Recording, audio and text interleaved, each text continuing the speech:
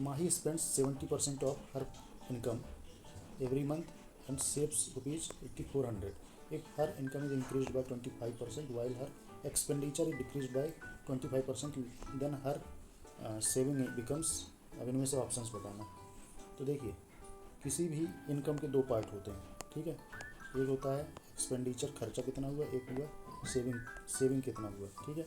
तो एक्सपेंडिचर वाला पार्ट 70% है, तो 70% अगर खर्चा हुआ 100% में से 70% खर्चा हुआ तो 30% सेविंग बचेगी।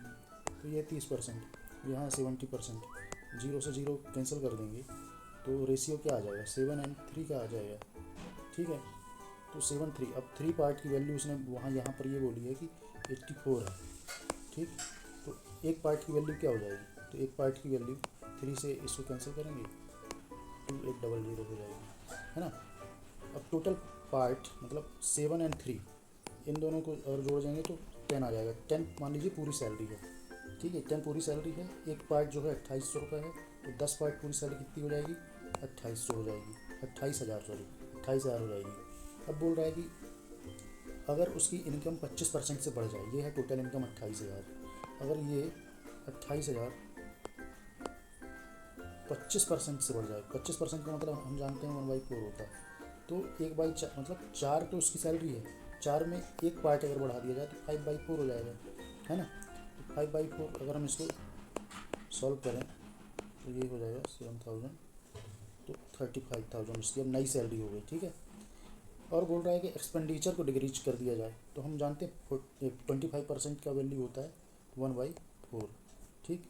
तो 4 में से एक पार्ट कम करना है तो 3/4 हो जाएगा।